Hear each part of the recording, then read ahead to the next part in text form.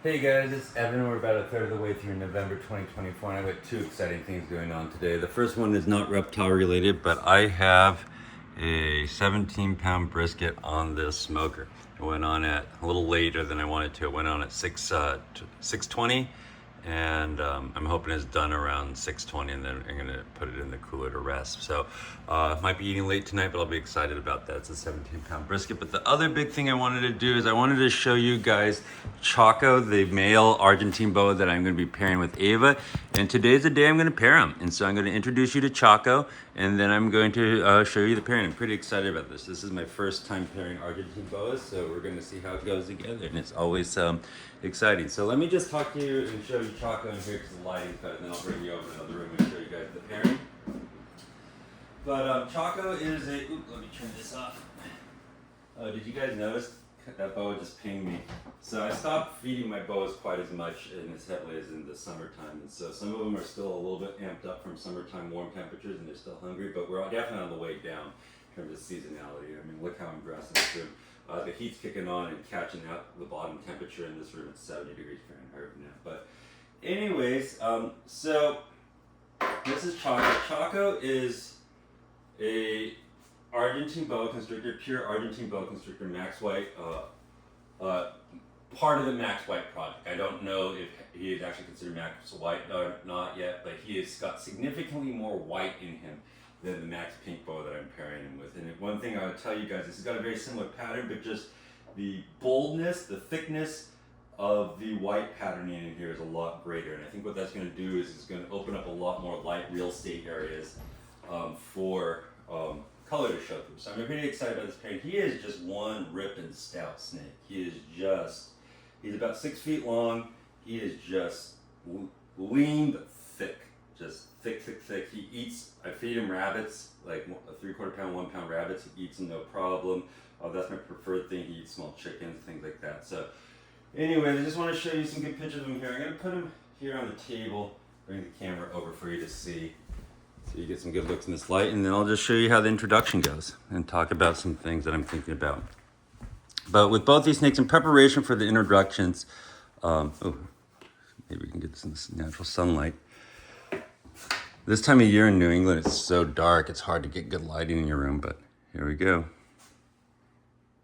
I don't know if you can tell, but he's just got a much higher percentage of white in him than Ava does. So he's still got quite a bit of pink in him, or red, but he's just got much higher amounts of white. So I'm pretty excited. He's got a similar pattern to Ava. Some of my other boa constrictors have a little bit different pattern, but he's got a similar pattern, but just different degrees of white in him. Just a stout animal. All right, so that's who he is. He's not quite as calm as Ava, but he is not. None of the Argentines are at all problematic. Do you see there? Can you see how high percentage white his head is? There you go. Talked about bellies on these guys. See how much more white's in his belly? That's stripping the white out. Here.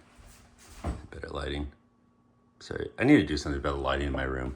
The more of you that like and subscribe, maybe I'll monetize this one day and I'll put it into some lighting. All right, so there you go. I'm gonna set the camera on the tripod and move it into the other room, and then I'll show you guys the pairing. So, you stay.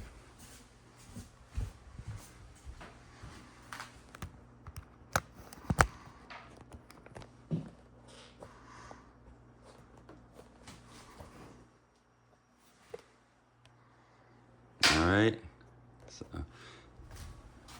censoring out the private parts of my house. Okay, back in here. Guys, this is a one-man show. Bear with me.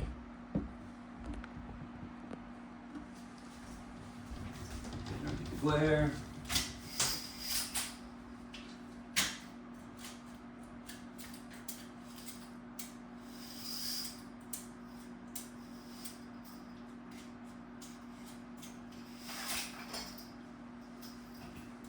These multi-room videos are hard to shoot things. But so here we have Ava in there, and I'm going to show the parent. I'm going to bring him in, and I'll show you guys. So start by opening the cage.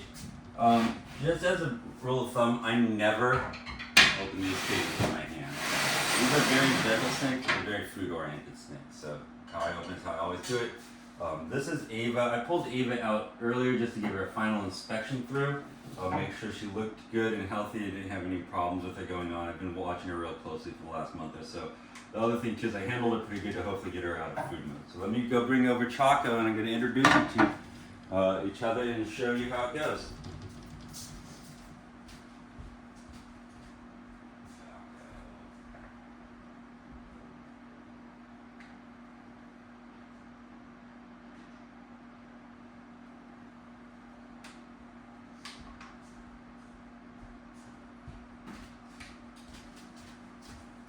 Alright, here's Evan's first attempt at breeding Argentines.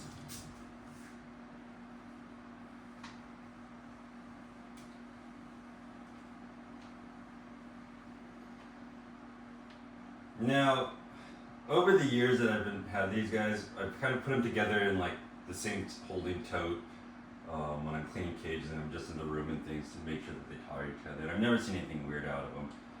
They seem to do okay, but here we go. Put them in, and I'll show you what it looks like.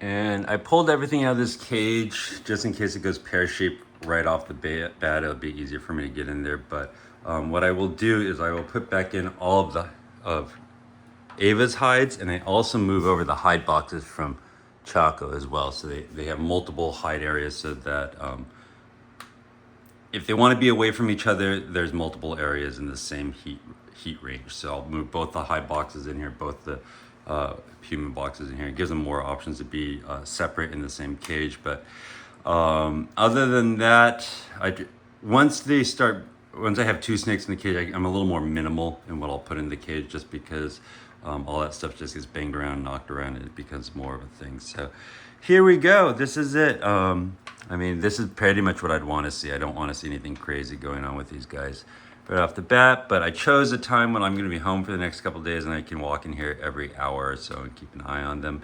But beyond that, we're in November, and I'm going to keep pairing these guys until I see some breeding action. And once I see breeding action, I'm going to let them go together until I'm pretty sure that she's bred. But the thing I would tell you is to read up about Jeff Roney's window of opportunity.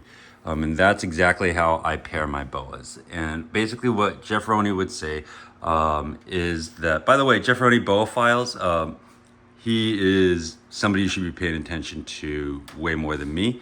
I've done a lot of things off of him, but he's also releasing a lot of how he breeds his boas right now on YouTube. So go over and check him out.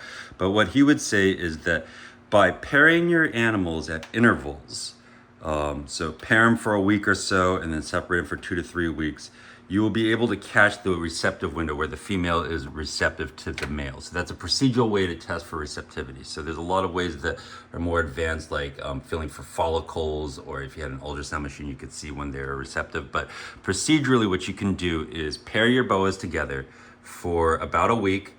And if you see courting action, keep them together. If you don't, separate them, feed them, keep them apart for 2 to 3 weeks, and then repair them. And keep doing that throughout the year until you find that window of opportunity where the female is receptive. So that could roll into the next season too. If you miss this season, just keep doing that, because the point being is that you don't know per se when she's going to be receptive. And also just because they say, oh, they are fall winter breeders, or Argentines are on the warm-up breeders or whatever, that doesn't mean that's what your snake's going to do.